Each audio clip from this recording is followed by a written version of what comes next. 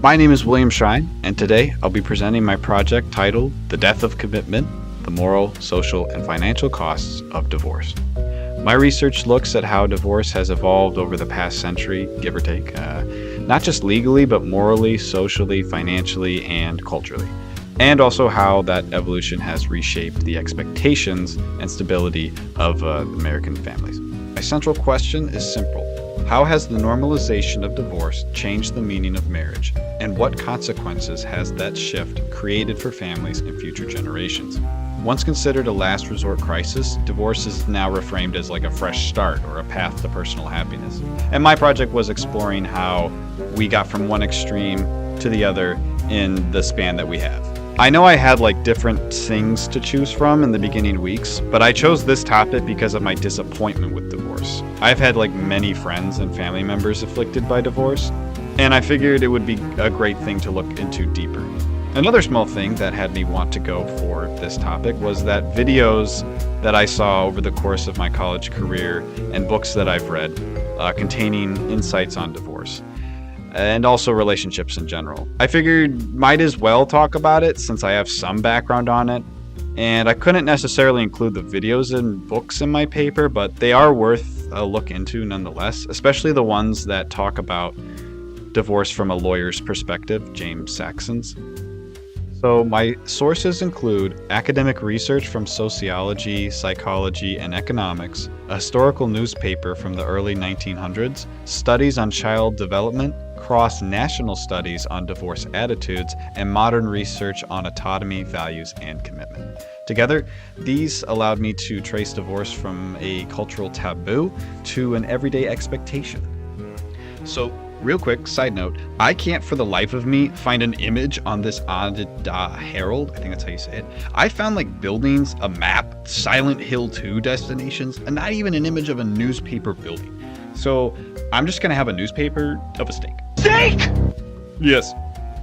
So in the early 20th century, the Anata Herald warned readers that divorce was closely related to disgrace, and marriage was seen as a public covenant, duty, and it wasn't a personal choice. It was you had to get married, bear children, raise them right, and then that was it. But getting divorced was seen as destabilizing the whole community. And fast forward a century later, divorce is framed as self-care, personal reinvention, or an escape from stagnation even. This shift marks a major transformation in how we think about responsibility, loyalty, and permanence. So W. Bradford Wilcox argued that American marriage shifted from a duty-based institution where permanence and sacrifice were moral expectations to what he calls the soulmate model. In this model, the purpose of marriage is personal fulfillment, emotional satisfaction, and self-expression.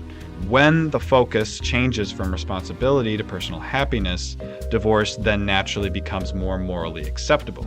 Misty Hagenes adds an important legal dimension to this. She explains how no-fault divorce laws removed the need to assign blame and reframed marriage as something governed by personal rights rather than moral obligation.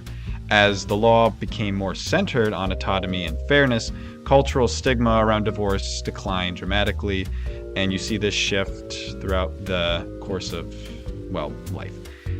Finally, Menster and Sagvi show that this moral shift aligns with larger cultural expectations and also values. Their work shows that the morality of divorce reflects deeper value systems within a culture. So divorce, what was that? Oh my. Studies show that divorce doesn't just affect adults, but that it reshapes childhood and affects children as well, showcasing increased instability, anxiety and loyalty conflicts, lower academic performance in a lot of individuals, higher chances of conduct issues, and difficulty trusting relationships later in life. And my personal thing is they also kind of destroy relationships. That's just my opinion, at least. Witten and others show that children from divorced homes often develop a weaker belief in the permanence of commitment. The financial costs of divorce are also significant. There was a thing I used in my paper where I was referencing how a single household, when it becomes divorced, it becomes like two separate households. So it has a stronger case of splitting assets and such things in ways that are just unfair. This in turn increases costs for housing, transportation, childcare, food and utilities, and a bunch of other stuff. Sibian, I believe that's how you say it, and Verbachiel found that divorces lead to a decline in economic resources, especially for single parents. That's not a good thing in the long run, especially with how our economy is right now, where people are just buying who knows what with their money. I met a dude recently who has 2 PS5s at his mom and dad's house, and he just plays on it every time he visits. Like 2 PS5s, that's a lot of money. Like, what? Testing 1 2 3, testing 1 2 3. Stevenson and Wolfer showed that although divorce rates stabilized after like the 1980s, the economic meaning of marriage changed dramatically. Even in stable marriages, the threat of divorce affects how couples invest in each other, emotionally and financially. That's just insane. So, when we put everything together, the normalization of divorce leads to 1, moral consequences, 2, social consequences, and 3, financial consequences. So these are the end of my slides, but it's not the end of my presentation. I just want to say that I'm happy that this paper turned out the way that it was.